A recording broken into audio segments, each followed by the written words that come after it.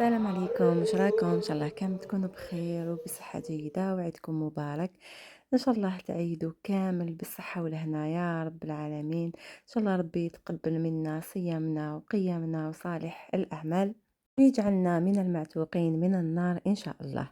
جيت نشارك معكم في هذا الفيديو القصيره طاولتي لنهار العيد ان شاء الله.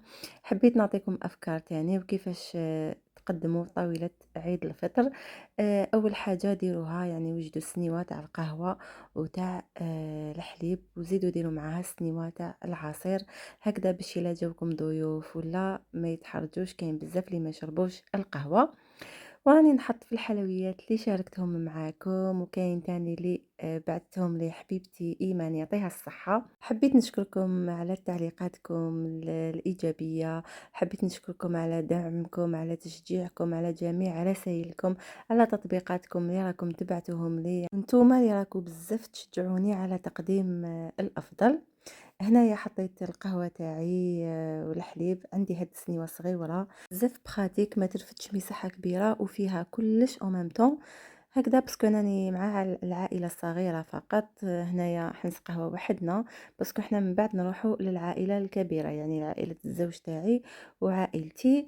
وهنايا حنوري لكم الحلويات كيفاش قدمتهم. درت لي صابلي بريستيج هكذا وحدهم في بلاطو، ودرت لي غاتو تراديسيونيل تاني وحدهم. شوفوا العرايش والجزيريات ولي فخوي بعثتهم لي حبيبتي ايمان. البقلاوه هذه كنت شاركتها ديجا معاكم.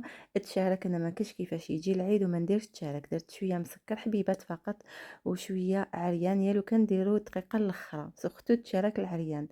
درت حبيبه تاني مقروط العسل اللي كنت شاركت الوصفه معاكم وجابت ملايين المشاهدات. وصفه زمنيه تاع الزمان، يعني وصفة رائعة، يجي يدب في الفم ومرمل ويجي بزاف بنين. وان شاء الله تكونوا استفدتوا طيلة الشهر الفضيل من الوصفات اللي قدرت نقدمها لكم، سواء الطاولات ولا الوصفات المالحة ولا الحلوة. حاولت ننوع لكم قدر المستطاع. الوصفات اللي كنت حابة نشاركهم معكم ما كفانيش الوقت، راح نديروهم كامل مور العيد ان شاء الله. حبيت في هذا الفيديو نشكر جزيل الشكر لعائلتي اللي وقفت معايا بزاف ودعمتني، خاصة امي والزوج الكريم واختي اللي لولاهم ما نقدر نصور لكم حتى فيديو. ونتلاقاو في وصفات جدد ان شاء الله، ونقول لكم تبقاو على خير وتهلاو بزاف بزاف في روحكم.